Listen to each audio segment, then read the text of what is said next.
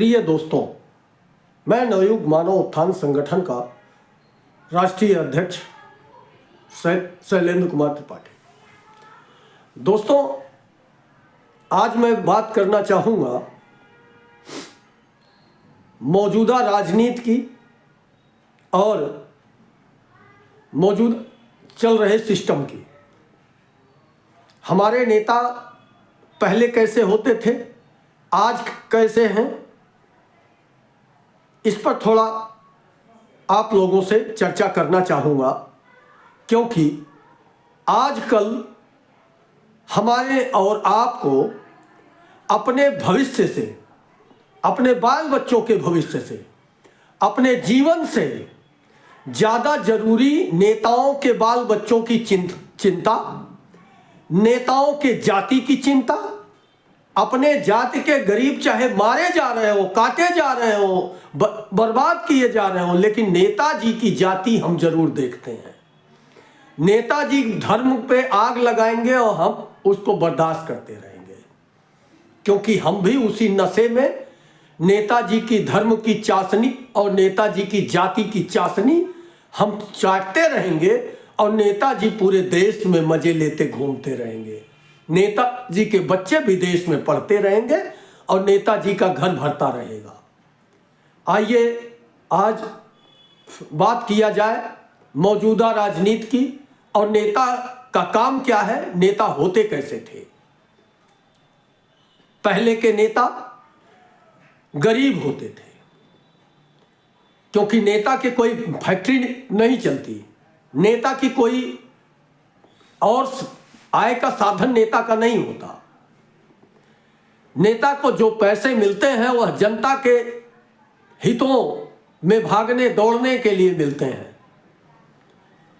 लेकिन बड़े दुख के साथ आज की राजनीति पर चर्चा करना पड़ रहा। दोस्तों, पहले के नेता जनता के दुख दर्द को समझते थे।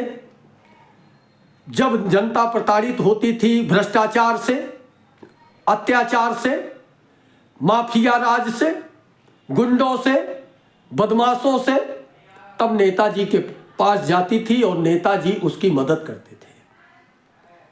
जब अधिकारियों के भ्रष्टाचार से जनता परेशान होती थी, तब नेताजी जाते थे नेताजी के पास और नेताजी उसकी मदद करते थे। लेकिन आज की राजनीति बदल चुकी है। आज एक भी नेता किसी जनता की कोई सुनने वाला नहीं है। केवल 4 चेले पाल रखे हैं, उन चेलों की सुनते हैं। सत्ता से पैसा कमाएंगे और पैसे से सत्ता बनाएंगे, ये राजनीति चल रही है। दोस्तों, आज नेता जो समाज का अगुवा होता है, जो जनता को हिफाजत करने के लिए, जनता को सुख सुविधाएं देने के लिए राजनीति में आता है, वह अपने सुख सुविधाओं में लिप्त हो चुका है। आज नेताजी जी को, जिनका काम है जनता के लिए रोड, नाली, खड़ंजा, स्कूल, अस्पताल का निर्माण करना, महंगाई पर कंट्रोल करना, भ्रष्टाचार से जनता को मुक्ति दिलाना, वह नेता आज खुलेआम महंगाई कितनी भी हो, भ्रष्टाचार कितना भी हो, लूट जनता के साथ कितनी भी चल रही हो, लेकिन नेताजी जब वोट मांगने जाएंगे तो जातियों का गणित बिठाएंगे। किस जाति के कितने हैं, किस धर्म के कितने हैं, लेकिन यही जाति और धर्म वाले जब मारे जाएंगे, पीटे जाएंगे, इनकी बहन बेटियों की इज्जत लूटी जाएगी, तब एक भी नेता सामने नहीं आएगा। नेताजी गायब, अधिकारी जी लूट रहे हैं, कोई सुनने वाला नहीं है, क्योंकि जातियों और धर्मों के नाम पर हम वोट करते हैं। इसकी वजह से हमारे कोई काम होते नहीं हैं। नेताजी को पता है कि पैसा खूब कमाना है, जाति धर्म का मिश्री चटाकर और वोट हमें लेना है।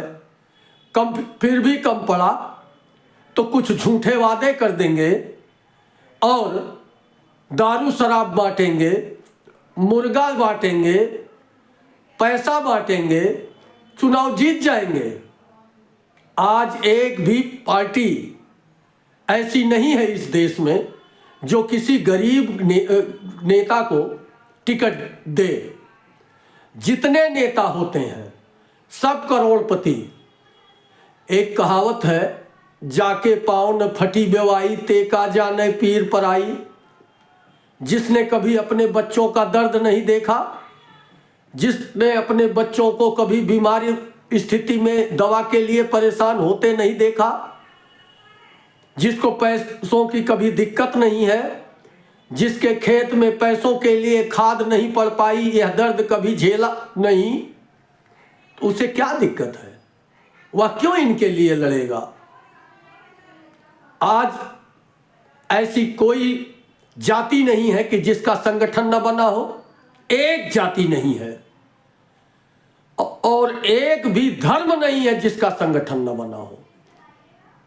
और मानव जीवन का एक भी पेशा नहीं है कि जिसका संगठन न बना हो। 4.5 साल तक ये संगठन के लोग केवल अपने घर में सोएंगे, मजे लेंगे और यदा कदा दर्शन देंगे भगवान के रूप में। लेकिन जैसे ही चुनाव 6 महीना या साल भर रह जाएगा, संगठन के लोग निकल लेंगे अपने घर से, किसी पार्टी के गाड़ी ले लेंगे, किसी पार्टी से तेल ले लेंगे, कुर्ता सिला लेंगे और उसके बाद निकल पड़ेंगे। फिर जातीय गोलबंदी शुरू करेंगे, धार्मिक गोलबंदी शुरू करेंगे, तरह तरह के उल्टे सीधे काम करवाएंगे, जातियों से जातियों को लड़ाएंगे, धर्म से धर्म को लड़ाएंगे और वोट लेके नेताजी बन जाएंगे। पैसा से सत्ता, सत्ता से पैसा। लेकिन इसमें मर कौन रहा है? गरीब। ऐसी एक जाति नहीं है जिस जाति में गरीब ना हो। लेकिन हम गरीबों को चिंता है नेताजी के भविष्य की, कि नेताजी चले गए तो गड़बड़ हो जाएगा। अरे नेताजी रहे या जाए, अगर नेताजी काम नहीं करेंगे तो नेताजी को कुर्सी से उठा के फेंक दो, कोई जरूरत नहीं है ऐसे नेताओं की। सबसे बड़ी विचार करने की, सोचने की, समझने की जरूरत है कि अगर कोई भी मजदूर आप घर में लाते हो, अगर वो काम नहीं करता तो क्या उसको मजदूरी दोगे? उसको कल फिर बुलाओगे? तो फिर इन नकारा नेताओं को जाति और धर्म में देखकर, जाति और धर्म देखकर इनको क्यों कुर्सी पर बिठाते हो? किसी नेता की कोई गलती नहीं है, गलती तो हम लोगों की है कि हम लोग इनको जाति और धर्म के चक्कर में भगवान मान बैठे हैं। आज एक भी गरीब के लिए काम करने वाला न संगठन मिलेगा, न पार्टी मिलेगी। आइए बात करेंगे क्या आलम और क्या हस्र कर दिया जातीय और क्षेत्रवाद और धार्मिक नफरत फैलाने वाले संगठन और पार्टियों ने आज समाज को इतना बर्बाद कर दिया कि जगह जगह क्षेत्रवाद के नाम पर लोगों की हत्याएं हो रही हैं। जगह जगह पर धार्मिक उन्माद फैलाकर लोगों को मार दिया जा रहा है। गरीबों की बहन बेटियों की इज्जत लूट ली जा रही है। अगर बात किया जाए क्या जाति थी अंकिता भंडारी की? कौन सा धर्म था? किसी नेता ने बताया? उसकी जिंदगी तबाह करने वाले की क्या धर्म था, क्या जाति थी, कोई बताया? उन्नाव की बेटी की क्या जाति थी, क्या धर्म थी, कोई बताया? कुंभ में मरने वाले हजारों लोगों का धर्म क्या था, किसी ने बताया? दिल्ली में रेलवे स्टेशन पर कुचल कुचल के मार दिए जाने वालों का धर्म क्या था, कोई बताया? केवल चुनाव में ही धर्म याद आता है। क्यों हमारी आंखें क्यों बंद हैं? क्यों नहीं इन नेताओं के दलाल बने हम घूम रहे हैं? कब जागोगे जब पूरा समाज खत्म हो जाएगा? सोचने समझने का, विचार करने का वक्त है। आज बड़े दुख के साथ यह वीडियो बनाना पड़ रहा है। पूरी दिल्ली एनसीआर में चारों तरफ 450 से कम प्रदूषण का एक एक्यू नहीं आ रहा है। अब यूपी, बिहार, मध्य प्रदेश, राजस्थान, पंजाब सटे हुए प्रदेशों से के लोगों के घर के बच्चे यहाँ आते हैं, अपना पेट पालने के लिए मजदूरी करते हैं। 12,000, 15,000, 18,000 रुपए पे 12-12 घंटे तक खटाए जाते हैं। केवल आराम करने का वक्त उनको मिलता है। लेकिन बड़े दुख है कि इस प्रदूषण की वजह से अगर हमारे बच्चों के फेफड़े, किडनी और अन्य तरह की गंभीर बीमारियां होती हैं, हार्ट अटैक होते हैं, तो इसका जिम्मेदार कौन होगा? इन मौतों के लिए कौन गुनाहगार होगा? क्या 15,000, 18,000 और 20,000 रुपए कमाने वाला इतनी गंभीर बीमारियों की दवा करा पाएगा? आप लोगों को अवगत होना चाहिए, एक भी अस्पताल प्राइवेट ऐसा नहीं है जहां खुली लूट ना चल रही हो, जहां गरीबों का खून ना चूसा जा रहा हो। लाखों लाख की दवाएं होती हैं। अगर 2 दिन 4 दिन के लिए आप भर्ती हो जाओ तो फिर ये कहां से दवाएं करा पाएंगे हम गरीब लोग? किसी ने कभी विचार किया? आज जब सवाल होता है, जब केजरीवाल की सरकार थी तो भारतीय जनता पार्टी नंगा नाच रही थी, और जितने भी भारतीय जनता पार्टी के नेता थे वो कहते थे केजरीवाल ने दिल्ली को कूड़े का पहाड़ बना दिया, केजरीवाल प्रदूषण लेके आए हैं।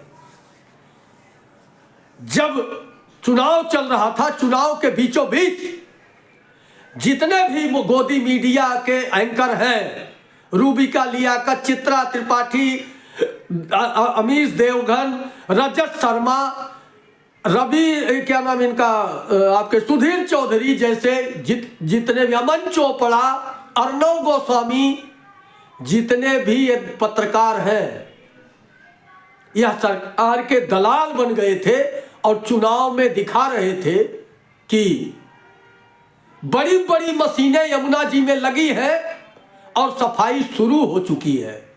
अरविंद केजरीवाल नहीं करवा रहे थे क्योंकि उनको प्रदूषण से कोई लेना देना नहीं था, उनको साफ सफाई से कोई मतलब नहीं था। अब दिल्ली का चुनाव चल रहा है तो सरकार एलजी के हाथ में है और एलजी बड़ी मेहनत से सफाई करवा रहे हैं। ये बातें हम लोगों को बता रहे थे। ये जितने भी दलाल न्यूज एंकर हैं, ये लोग पैसे खाओ और न्यूज बताओ, पैसे खाओ न्यूज बताओ, इस काम में लगे थे।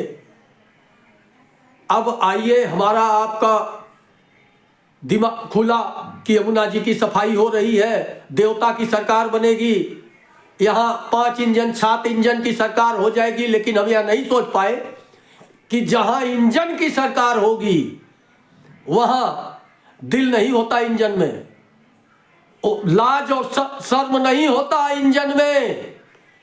इंजन में तेल डालो पैसा रूपी और निकल लिया। गरीब मिले, अमीर मिले, नंगा मिले, भिखमंगा मिले, सबको कुचलता हुआ निकल जाएगा। वही काम हो रहा है। जो जहां झुग्गी वहीं मकान की बात करने वाले नेताजी लोग क्या कर दिए, जहां झुग्गी वहीं मैदान बना दिए। गरीबों को उजाड़ो, अडानी अंबानी को बसाओ। और आज ये हाल कर दिया कि पूरी दिल्ली एनसीआर तबाह है।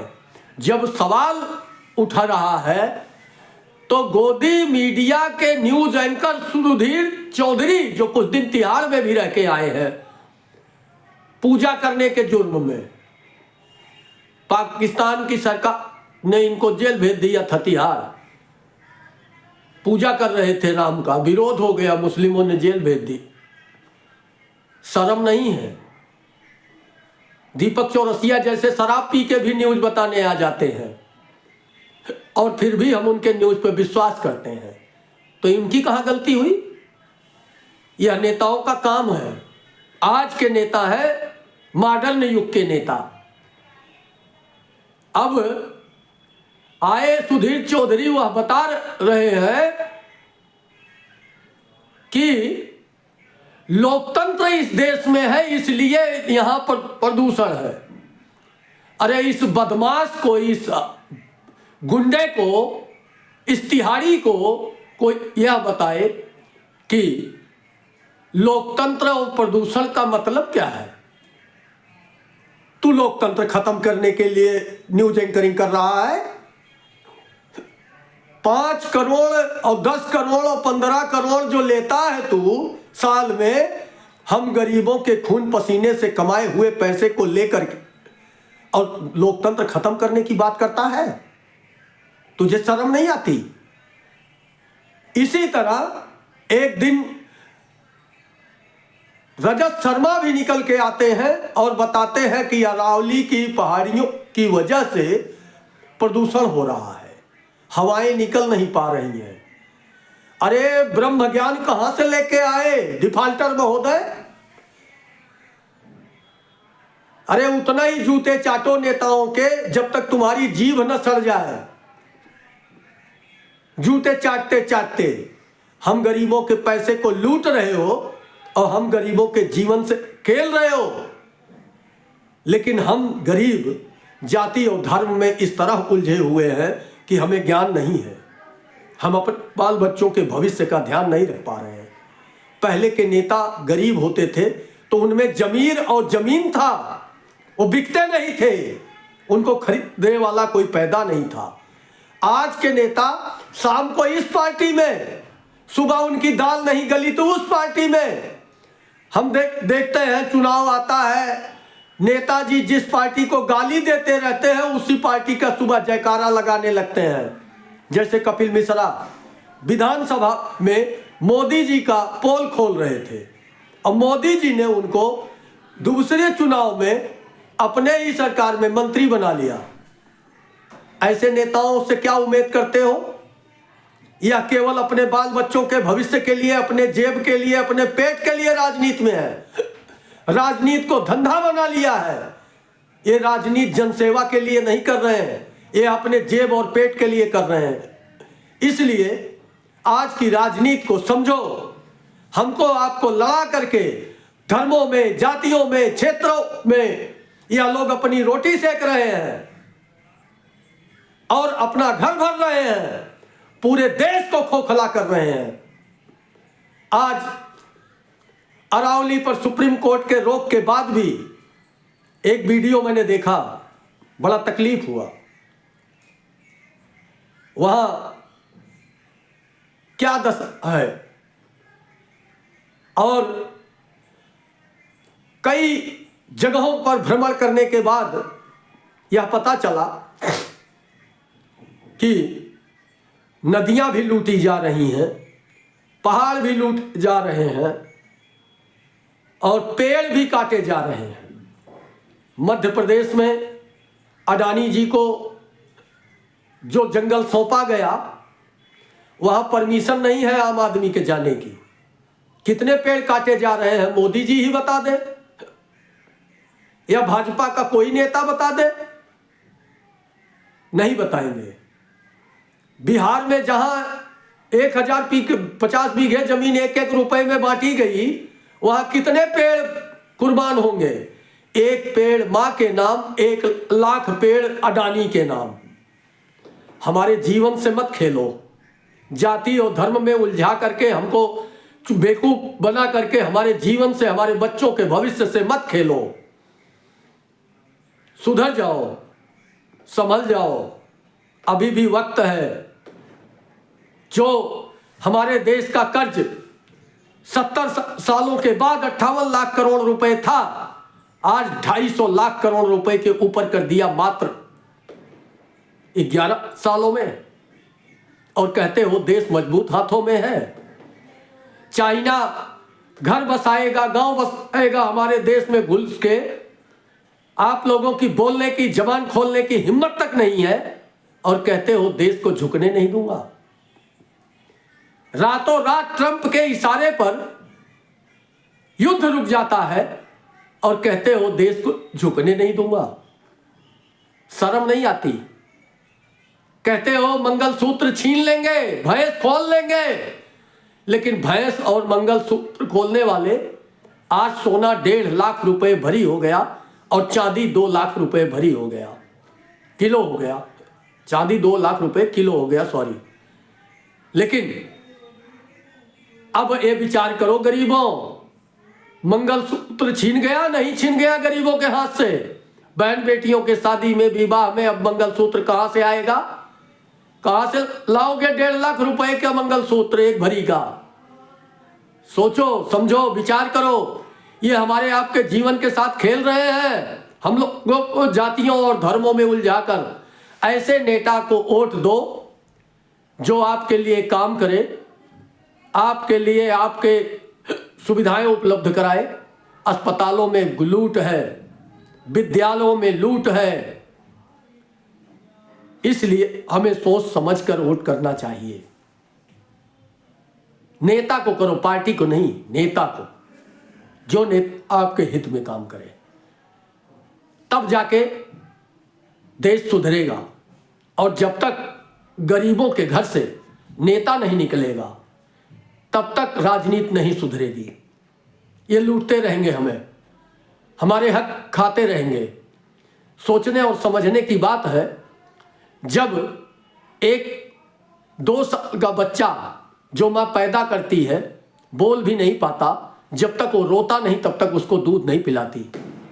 तो ये नेता हमारे रिश्तेदार नहीं है, हमारे सगे संबंधी नहीं है। ये अधिकारी हमको लूटेंगे। जब इनको 1 लाख और 1.5 लाख रुपए, 80,000 70,000 तनख्वाह मिलती है, उसके बाद ये 2,000 और 5,000 रुपए कमाने वाले लोगों से घूस मांगते हैं और लूटते हैं। इनको शर्म नहीं है, इनमें मानवता भी नहीं है। और बिना मानवता के घर नहीं चलता, तो ये देश के क्या चलाएंगे नफरत बांट करके? कभी नहीं। समझो, सोचो, अपने भविष्य के लिए जियो। मैं संगठन को इसलिए चलाया, इसलिए इस संगठन का निर्माण किया कि आज विभिन्न जातियों, विभिन्न धर्मों और विभिन्न पेशाओं के संगठन बने हैं, लेकिन कोई गरीब की बात नहीं करता। किसान लूटे जा रहे हैं, खाद पूरे प्रदेश में नहीं है, एक भी किसान संगठन बोलने वाला नहीं है। मजदूर लूटे जा रहे हैं, एक भी मजदूर संगठन बोलने वाला नहीं है। आरएसएस के सैकड़ों संगठन चल रहे हैं, किसान के भी हैं, मजदूर के भी हैं, लेकिन आरएसएस राजनीति कर रहा है, दलाली कर रहा है भाजपा की, इसलिए वो बोल नहीं सकता। अन्य संगठन भी अपने अपने सब जुगाड़ में लगे पड़े हैं, इसलिए इस संगठन का निर्माण करना पड़ा।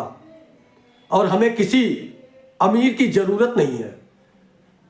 जो लोग अपने आप को अमीर समझते हैं, जो लोग अपने आप को लंबरदार समझते हैं, उनकी हमें जरूरत नहीं है।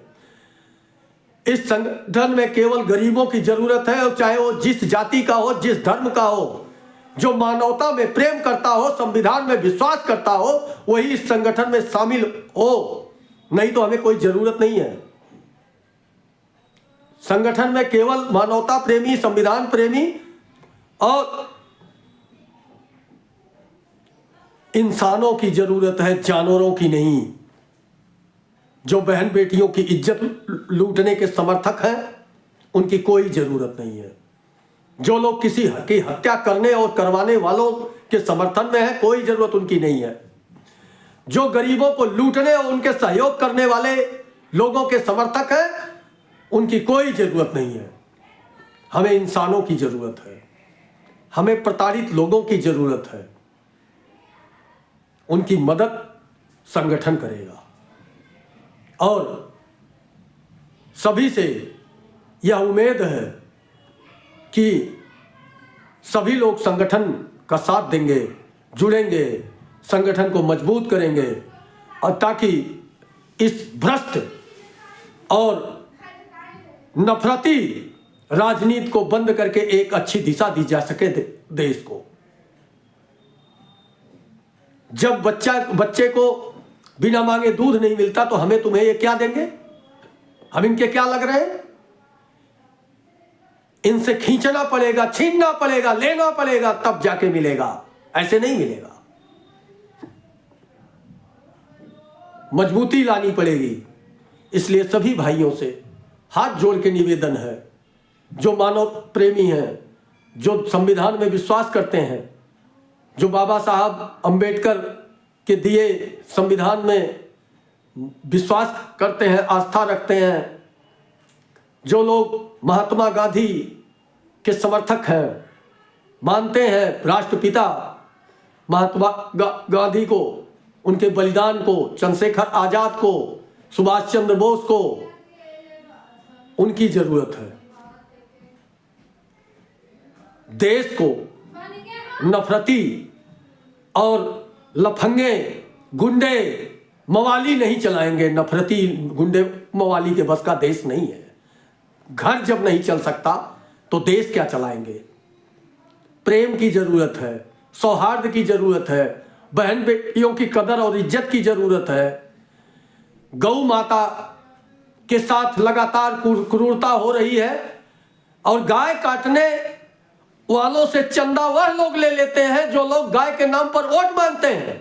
उसके बाद इनका प्रवक्ता कहता है कि ये तो जर्सी गाय और देसी गाय में अंतर है। अरे बदमाश, भ्रष्टाचारी और लुटेरों, अब तुम इंसानों में बंटवारा करके तुम्हारा पेट नहीं भरा, आप जानवरों में भी नस्लें बांट रहे हो। ये जनता बर्दाश्त नहीं करेगी। और अब हम आखिरी में सभी भाइयों से कहते हैं, राजनीति को स्वच्छ करने के लिए गरीब घर से लोगों को निकलना होगा, स्वच्छ मन से, स्वच्छ विचार से काम करना होगा। हमारे पास धन नहीं है लेकिन शक्ति है, इच्छा शक्ति से सब कुछ हो सकता है। प्रताड़नाएं करेंगे, हमारी लोगों को परेशान करेंगे, हम एक साथ रह के मुकाबला करेंगे। और सभी से निवेदन करते हैं, आज तक हालांकि अभी मैंने कहा नहीं, किसी भी वीडियो में आप देखेंगे मैंने कभी नहीं कहा, आज कह रहा हूं कि अगर आप लोगों को यह वीडियो पसंद आता है, संगठन की विचारधारा पसंद आती है, तो इसको सब्सक्राइब भी करें, शेयर भी करें और लाइक भी करें, क्योंकि इसमें पैसा नहीं लगता, यह काम मुफ्त में हो जाएगा। और आप लोगों की सब्सक्राइब, लाइक और शेयर की क्षमता देखकर हम भी समझेंगे, हमें भी शक्ति मिलेगी कि हमारा काम लोगों को पसंद आ रहा है, लोगों के दिल में जो हम कह रहे हैं उसके लिए कुछ जगह है। और फिर अपने काम में अपने दृढ़ता लाएंगे और मजबूती से काम करने की इच्छा रखेंगे। इसलिए आप लोग लाइक, सब्सक्राइब और शेयर जरूर करें और संगठन को मजबूत करें। कमेंट बॉक्स में अपना नंबर, अपना जिला, पता, नाम सहित दें जिससे हम एक लिस्ट बनाकर आप लोगों से संपर्क कर सकें और आप लोगों के साथ खड़े हो सकें। नमस्कार दोस्तों, जय बापू, जय संविधान, बाबा साहब अंबेडकर अमर रहें, भगत सिंह अमर रहें, चंद्रशेखर आजाद अमर रहें, रानी लक्ष्मीबाई अमर रहे। आप लोगों से लास्ट में फिर अपील करते हैं कि आप लोग संगठन का साथ दें। संगठन आप लोगों की रक्षा सुरक्षा के लिए तैयार है। नमस्कार दोस्तों।